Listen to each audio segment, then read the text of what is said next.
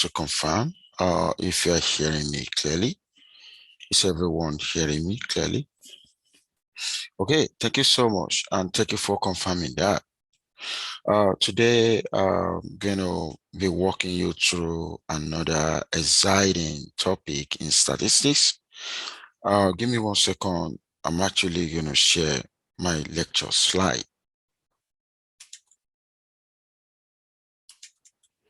Okay, so like I said, today we are starting exciting new topic. We call it sampling distribution. And of course, what we're going to do this week will not be part of the midterm, okay? And I also, before I get started, I'm going to say the last question in the midterm one practice will not, that area will not be tested because we haven't done that. I just want to let you realize that. I'm going to repeat this.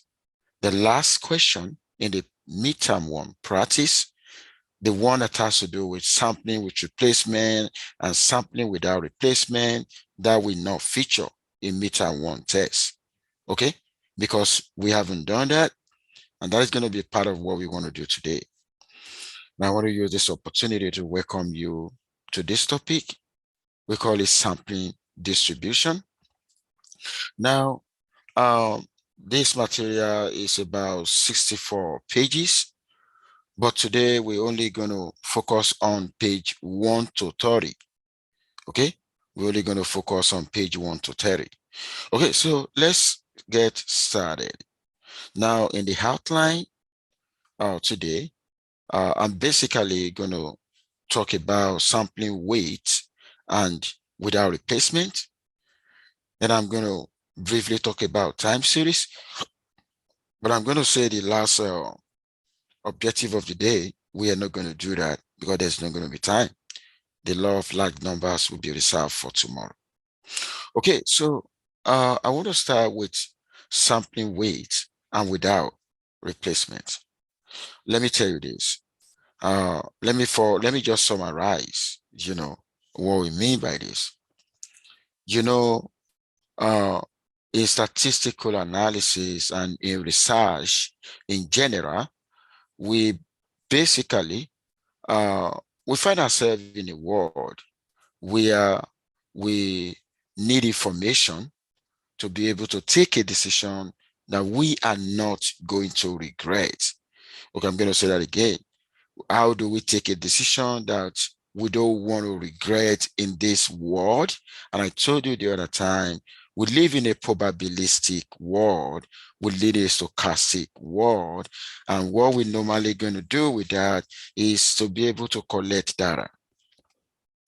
Okay, so why do we need to collect data? We want to collect data because we believe the information that we translate into knowledge, okay, the information that we translate into knowledge that will enable us to understand the world is embedded in the data set. But let me tell you this. If you want to collect data set, we need to identify population of interest. Okay, population of interest. And you know what? Looking at the population of interest, we are not going to investigate everybody. We're only going to take a sample. Okay, when we're taking a sample, okay, then we actually, it's either we are sample with replacement or we are sample without replacement. Okay, now what do I mean when I say sample with replacement?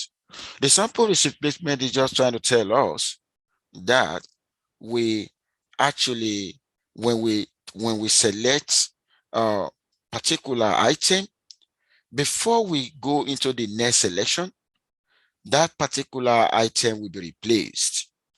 Okay, so which means the population is still going to be intact. Okay, so that in that situation you are sampling with replacement. But for sampling without replacement, what that means is if I actually enumerate or I investigate one item that I choose from the population.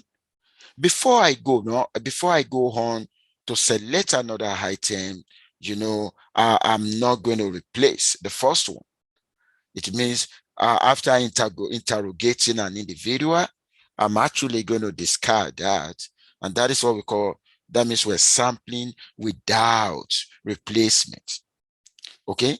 And I want to tell you this, whether we're sampling with replacement or we're sampling without replacement, the fact remains that we basically are looking for something.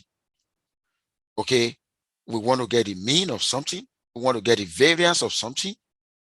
But today I'm going to show you when you are sampling with replacement or sampling without replacement, the mean is going to be the same, but the variance will not. That is part of what I'm going to show you. And let me tell you this, what we use in survey, okay, when we are really taking decision, when we are sampling, when we are conducting survey, what we normally use, we sample without replacement. Okay, we sample without replacement. But let me tell you this, if you look at this title, we call it sampling distribution. What does that mean?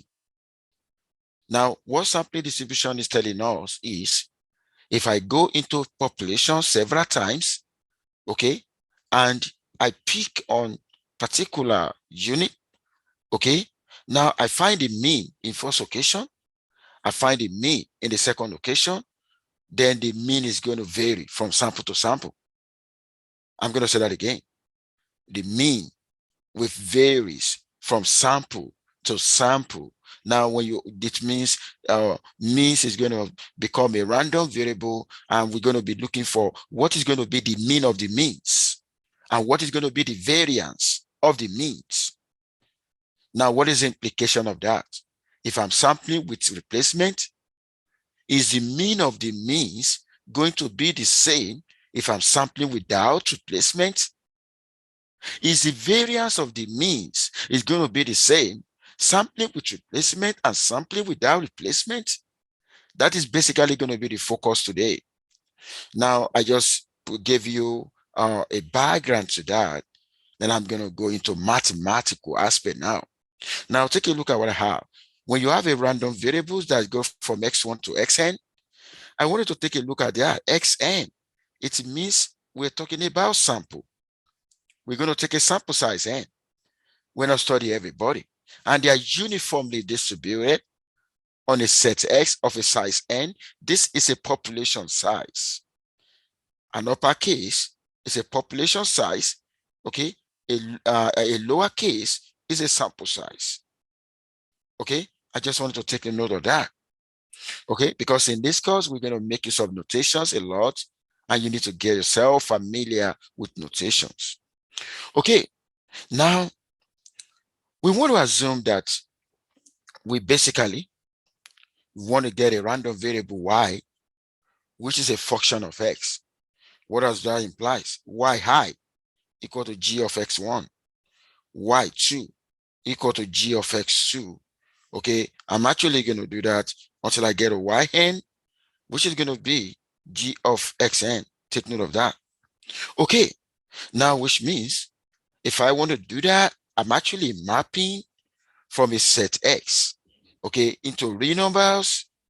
Okay, then the definition now is that x1 up to xn, they are the sample of size n that we want to choose from the population of a size n. That is the reason why I said the other time, when we want to carry out investigation, we don't carry out 100% enumeration. We do what we call partial enumeration. The partial enumeration involves taking sample size instead of study the whole. Okay, so here now I'm trying to define what the sample means. And you know what? Since we're going to be taking sample size, then that is going to be random. Okay, I told you the other time, the principle of randomization is going to take place because we basically are choosing at random. But the x1 to xn, if you look at this n, don't forget the one of the population size, okay, that is not random at all. That's a fixed. Sample is random, the population is fixed. I just wanted to take note of that. Now, what is the y high that I'm talking about here? Okay, there's a reason why we actually investigate. There's a reason why we go into population. Maybe we want to have a certain measurement on individual. And that is exactly what we mean here. Oh, do we actually want to get the average wages of workers in the United States? Or do we want to get, the proportion of women in the United States Congress? Or we want to get, whatever that can be measured.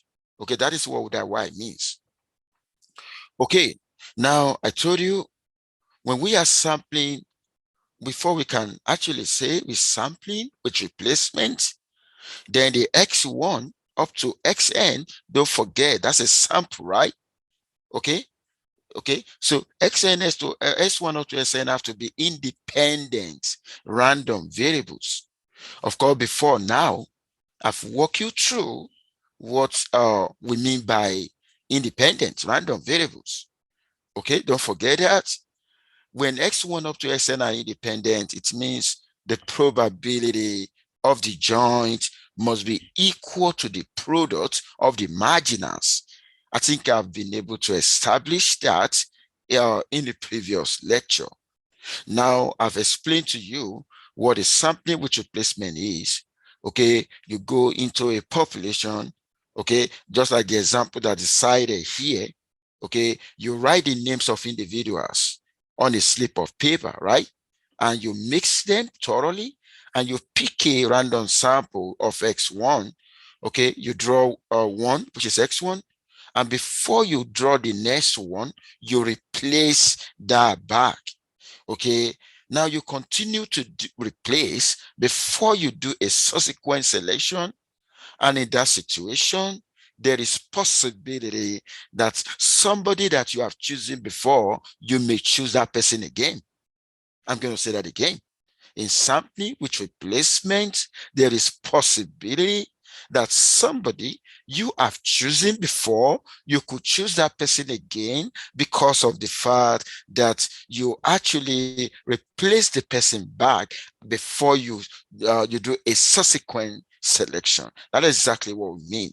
So that is what we mean by sampling with replacement. But for sampling without replacement, when you choose an individual before you choose the next individual, of course, that individual must not be replaced.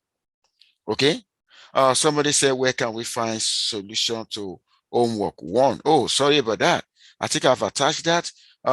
Immediately after the lecture, I'm basically going to see, because I believe after that, but I'm actually going to revisit that. Thanks for asking that question. Okay, so in sampling with replacement, the same individual may appear multiple times in the sample. Okay, but in the sampling without replacement, the individuals and the samples are all different. You know why, right? Okay, now I don't forget the one without replacement is the one that we use, okay, on the field. Okay, when we're conducting survey, that is what we use. We don't want a situation whereby we basically going to revisit the same individual, more than one time. We don't want that. Okay. Now, because of that, in sampling with replacement, you understand that now. X1 up to Xn are IID. What do I mean by IID? IID actually means independently and identically distributed random variable. They are independent and at the same time, they follow an identical distribution. If X1 is uniform, S2 is also going to be uniform up to Xn. I just wanted to take note of that. But you know what? In sampling without replacements, the x1 up to xn, they are exchangeable. You remember when I talk about exchangeability the other time, when you have x1 up to xn and you alter that arrangement, okay, if the probability associated with the original, ordering is the same, original setup is the same thing after it is ordered, then we say they are exchangeable. I think I walked you through that the other time. Okay, but let me tell you this. When we are sampling with replacement and we're sampling without replacement, what is possible numbers of items we could choose? Now, when you are sampling with replacement, this is the formula. Don't forget, your N is population size. Your N is population size, and the lowercase n is sample size. Okay, I'm going to give you an example now.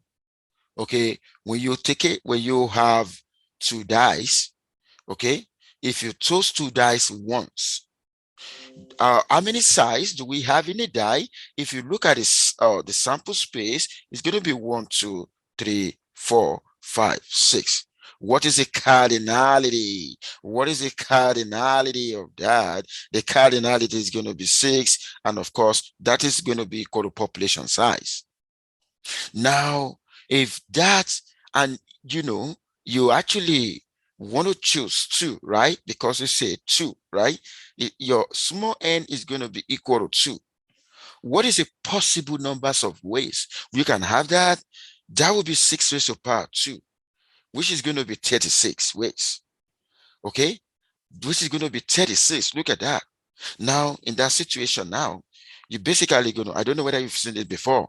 1, 2, 3, 4, 5, 6. Then you got another one. 1, 2, 3, 4, 5, 6. It's going to be 1, 1, 1, 2, 1, 3, 1, 4, 1, 5, 1, 6. These are possibility until you get to 6, 6. The whole of this is 36.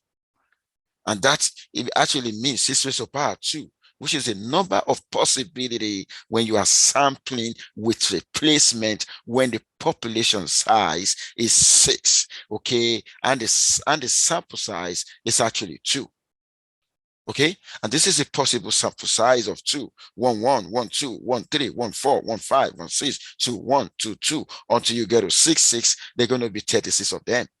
Okay, but you know what? When you are sampling without replacement, okay, the formula is going to change to that. Okay, that's going to be 6 combination 2 in a case of a sample of 2 dice. Okay, when you do this, okay, there are 6 combination 2. That would be 6 factorial divided by 2 factorial, 6 minus 2 factorial. That would be 6 factorial, 2 factorial, 4 factorial. Of course, when you work this down, 4 factorial can cancel. That will automatically give 5 times 6 divided by 2, and 2 goes here. You're actually going to have 15. Look at that. But when you were sampling with replacement, the other time it was 36, because when you have 6 raised to the power 2.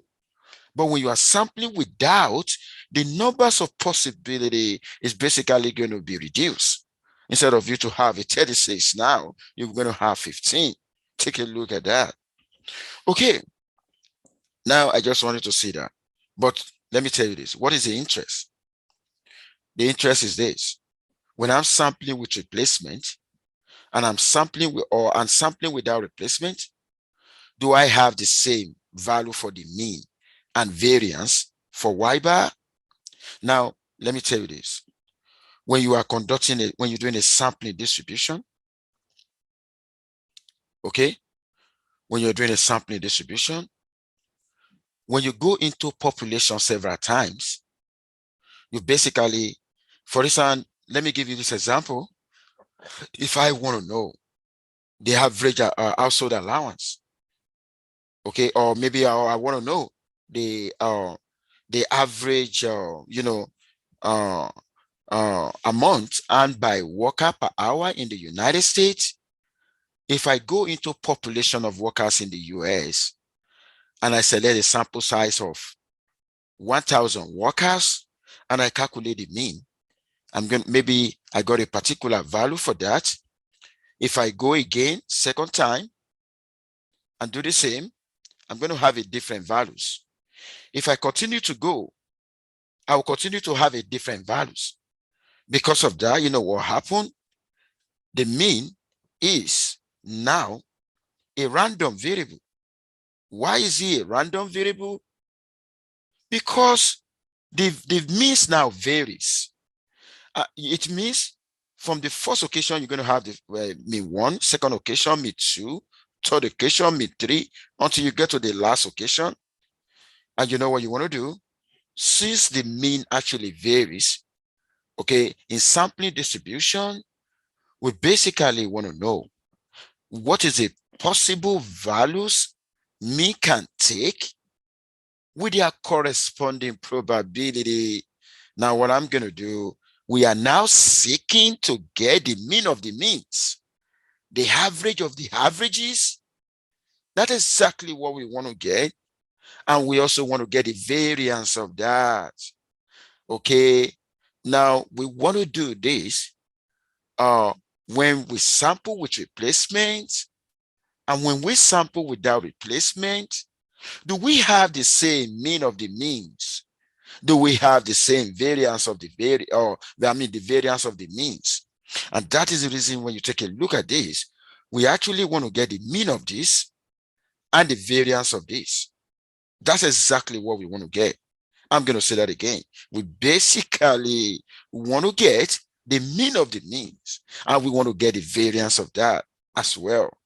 Now, because of this, well, we actually want to investigate this when we sample with replacement and when we sample without replacement. Do they give us the same value for the mean, or do they also give us the same value for the variance? We're basically going to investigate that. But you know what? The knowledge of linearity of expectation that we've done before will be in use here. Now, when you have a y bar, of course, you know that's y bar. Okay. You know, when you take a look at y bar n, okay, n can be 1, 2, and so on like that. So which I can have y bar 1, y bar 2, y bar 3, y bar 3, and so on like that. You get what I mean? Okay. Now you know that this is the formula for any of the this is the formula you use in getting the mean in each occasion that you visit.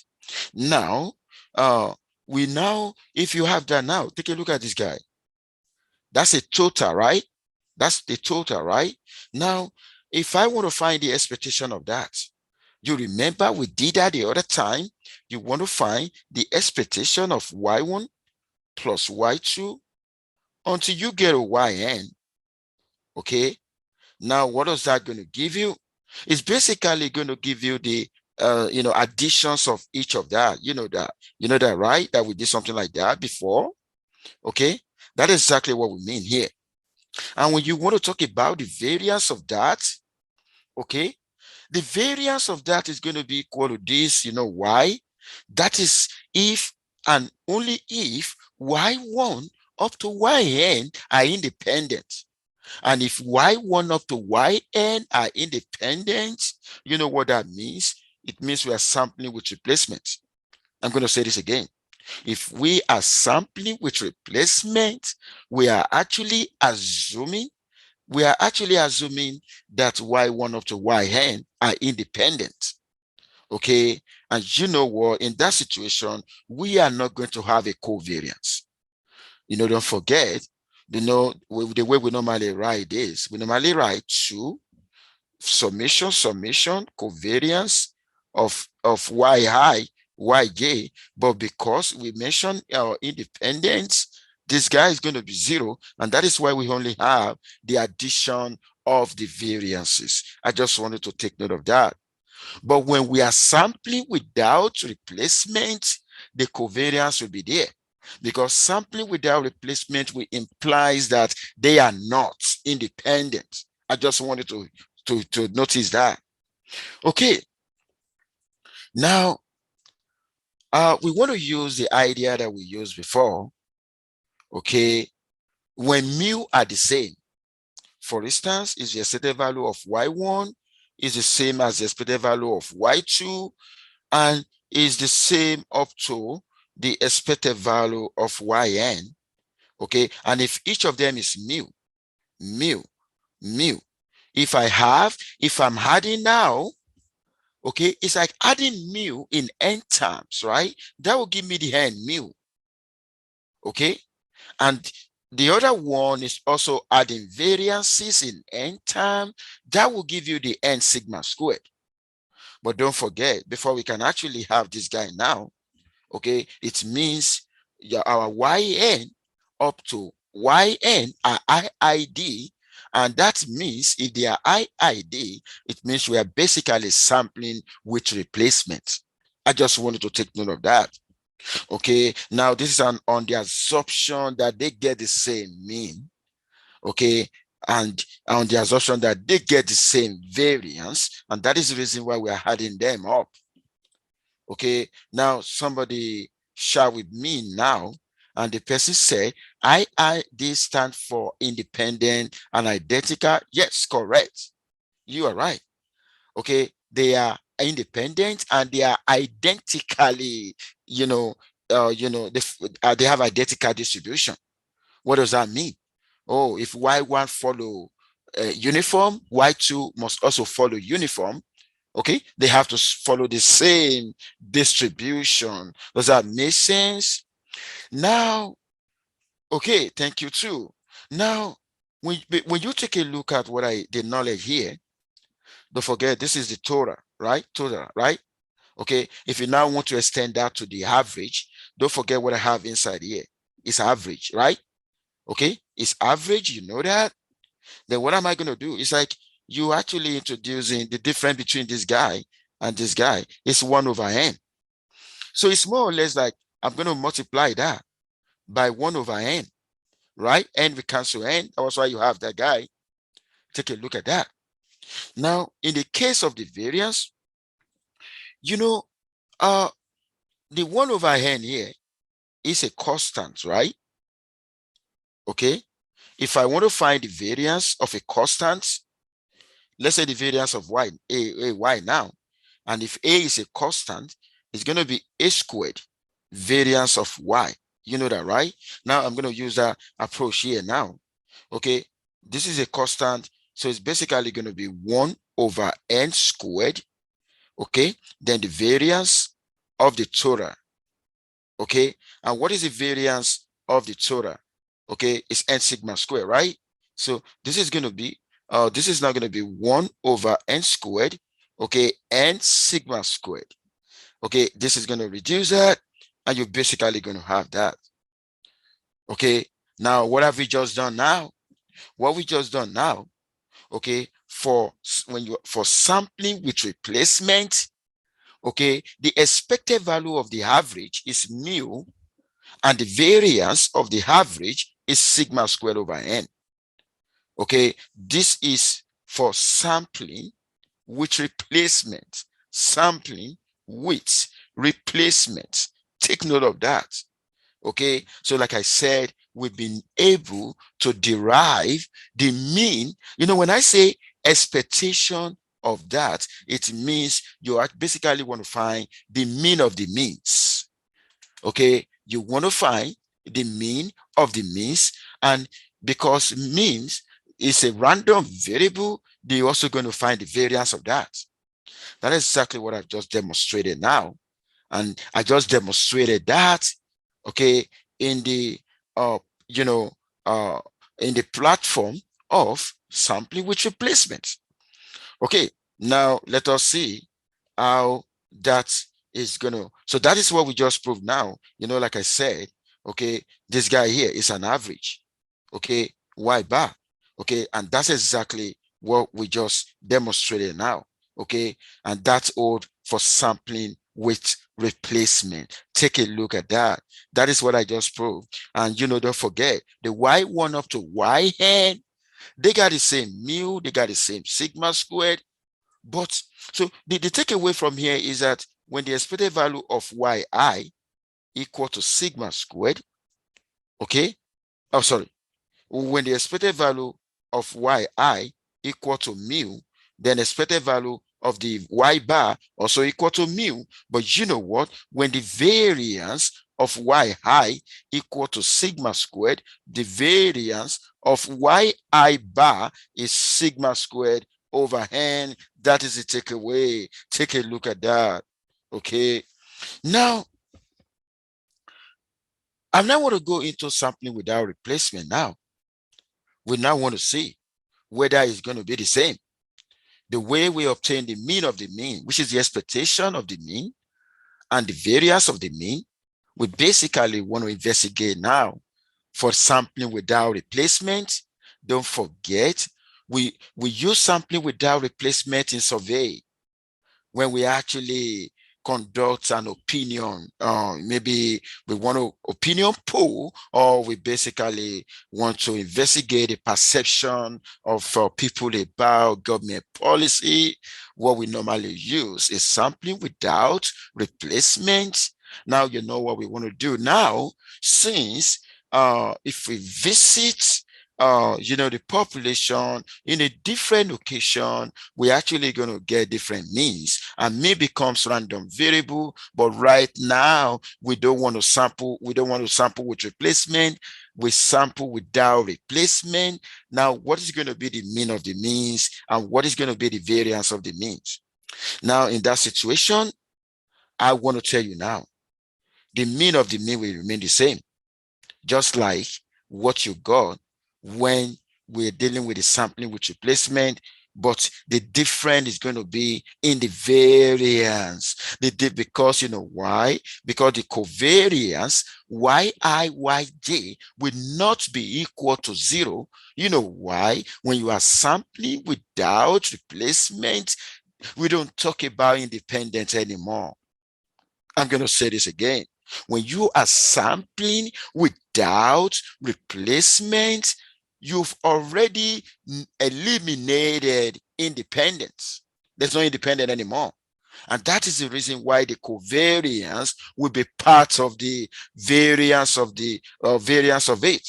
Okay, now take a look at this guy. Now you remember that how do we get this? If you remember what we did the other time, let me remind you, when we have the variance of this, of the summation of that, you remember it's basically going to be the summation that the variance of yi, okay, plus, okay, don't forget we're going to have two summation, okay, we're basically going to have a covariance yi, yj. So this is going to be part of that now. Okay, and you know what?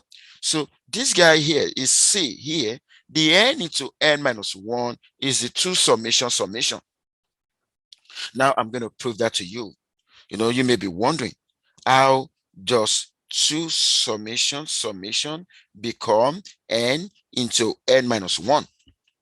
I'm going to show you now. Okay, you want to choose 2 out of n, right? Okay, at least you want to choose 2 out of sample size n. Okay, now if you want to choose, I want to tell you that n combination 2 is 2 summation, because I is different from j.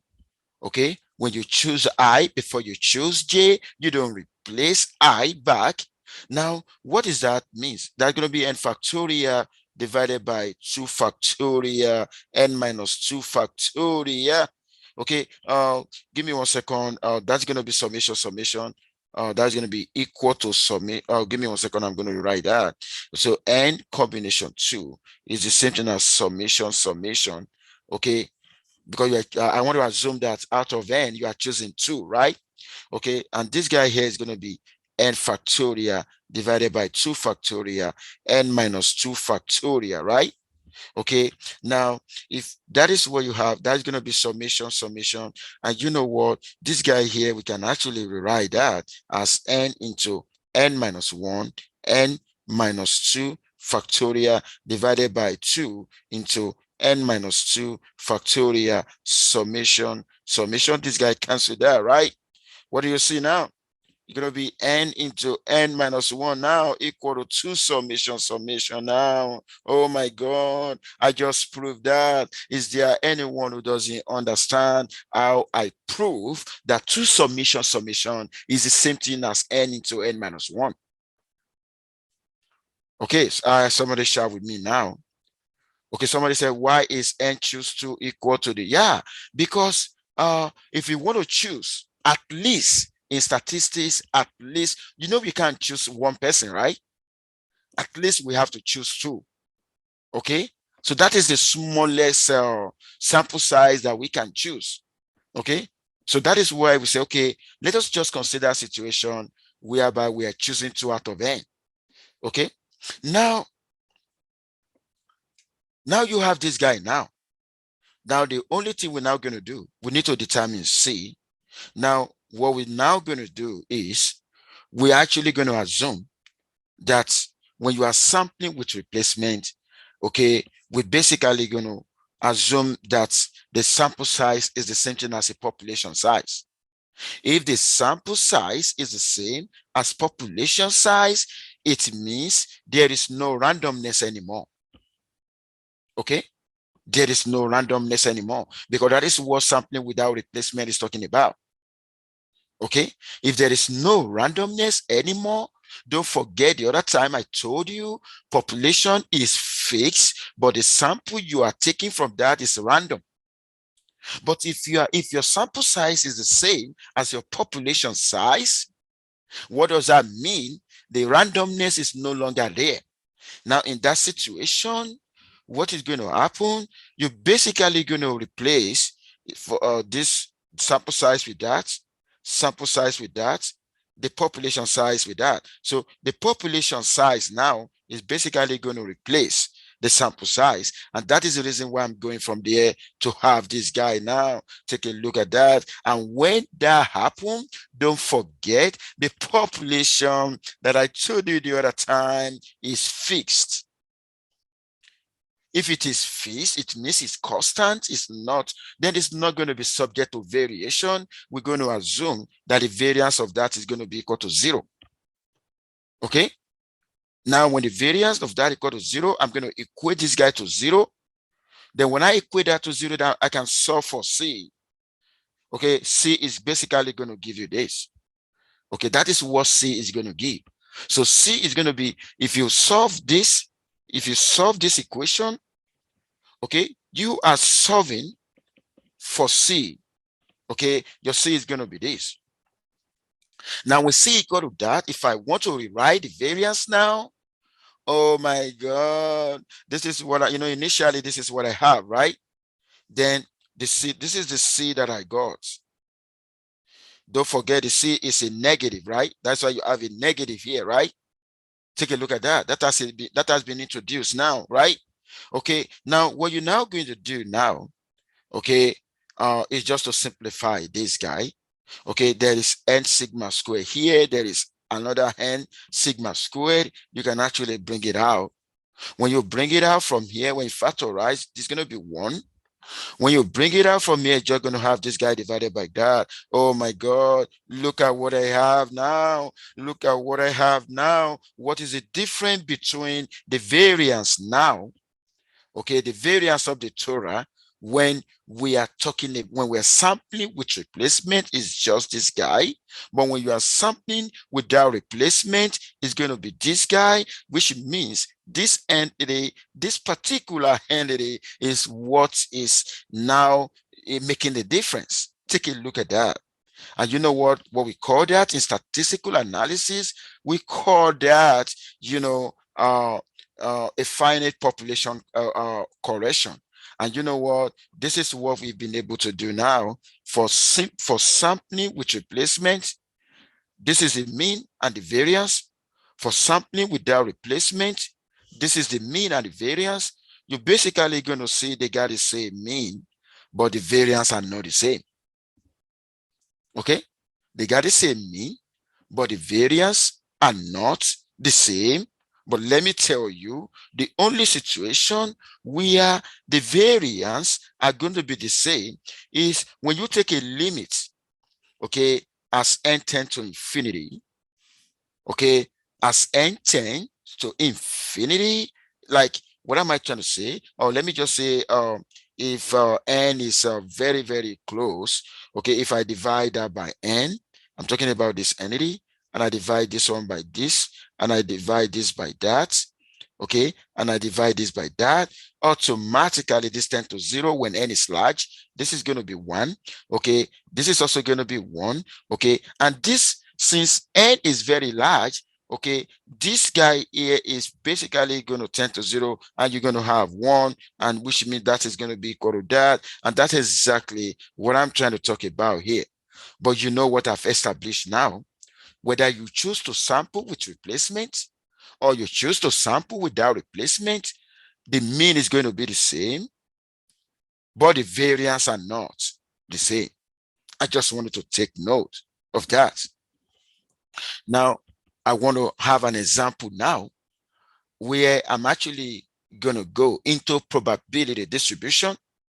Particularly, I'm going to talk about binomial distribution and hypergeometric distribution. And I'm going to tell you now, binomial distribution and the hypergeometric distribution, the two of them are probability distribution that we use to model, dichotomous outcome. But I'm going to tell you now the difference between them. With binomial distribution, we sample with replacement. But for hypergeometric distribution, we sample without replacement. I just wanted to take note of that. That is the difference between binomial distribution and hypergeometric distribution. For instance, I'm going to tell you about the build-up now. You remember the other time, if y1 up to yn, I did Bernoulli, and I want to get the sum. I've been able to prove that that is binomial. Now, the fact that they are high ID, okay, it means we actually, it involves sampling with replacement. But when we talk about, sampling without replacement version of that is basically hypergeometric. And I'm going to give you an example now. Let's say in a particular company, they produce a population size of lots. Maybe that is the totality of items. In every company, they're going to have defectives. You know that, right? Defectives, right? Now, if R here represent the numbers of defective and the population size is the totality of items they produce, then it means N minus R will be non-defective. You know that, right? With the totality of non-defective. And you know what? If a quality control officer is to conduct an inspection in this company, they're basically going to take a sample size, right? They are not going to carry out what I call 100% inspection. They're basically going to choose a sample size n out of the population size, out of everything that is produced, right? Now, when you take a look at the X here, the X will be the number of defectives in the sample, and N minus S will be the numbers of non-defective in the sample. And of course, here, they basically going to sample without replacement. And what I'm presenting to you now, this guy here is a probability mass function for hypergeometric distribution. Okay, take a look at that. Okay, now now we know that binomial sample with replacement, hypergeometric sample without replacement. If you now want to look at the variance, the mean and the variance formula for that, now let's just take a look at that. Do you know that if I want to talk about, the other time I said n mu, right? Okay. And we said n sigma squared and this, right? For what? For sampling without replacement, right? Okay. If I now say, okay, let this guy be mean, okay, of a Bernoulli. Don't forget, okay, addition of Bernoulli give hypergeometric, and addition of Bernoulli also give binomial. Only that the difference between them is in hypergeometric we sample without replacement. In binomial we sample with replacement. And you know what? If I want to find the probability of defective now, the probability of defective is basically going to be P as well. So which means this guy here is going to be P, and I'm actually going to use the variance here, okay, for Bernoulli. So if I introduce the variance of Bernoulli into this, I'm actually going to have the mean and the variance of hypergeometric. Oh my God, this is the mean of hypergeometric, and that is the variance of hypergeometric. Do you know what I just plug in? What I just plug in, okay, if you come back to when we derive the sampling without replacement, the only thing we did, okay, this is going to be equal to P, and the sigma squared is basically going to be the variance of the hypergeometric distribution, and that's exactly what we have here. So what I'm trying to tell the world now is this is the mean of the mean of hypergeometric distribution and the variance of hypergeometric distribution. Now, if I want to talk about the one for the binomial, what is going to be the difference? They're going to have the same mean. Okay, if I want to talk about for binomial now, okay, they're going to have the same mean. Okay, but the variance is just going to be NP into 1 minus P. This entity will not be there, because for binomial, we sample with replacement. But for hypergeometric, we sample without replacement. For binomial, we sample with replacement. Okay, I'm going to say that again. For binomial, we sample with replacement. For hypergeometric, we sample without replacement. I think I'm actually going to start from here today, and tomorrow I'm going to go into time series. Okay, is there anyone want to ask question or who need clarification on what I've presented today? Is there anyone?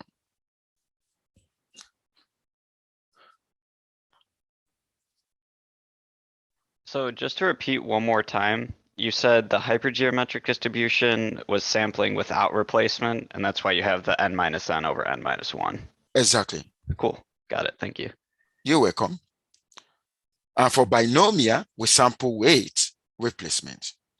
And the two of them, they perform the same role because we use them to model, events, whose outcomes are, binary. Okay, and that is the reason if you look at the component, if you look at what made up or what give us binomial and what give us hypergeometric is the same as Bernoulli. If a random variable x follow Bernoulli, and if they are independent and you add them together, I'm going to say that again. If they are independent and you add them together, that will give you binomial. But if they are not independent and you add them together and they follow Bernoulli, that will give us hypergeometric distribution. But you know what? They're going to have the same mean, but the variance will not be the same. And that's exactly what we have established. Okay, I want to thank everyone for attending my lecture today. Somebody said about the homework 1 solution.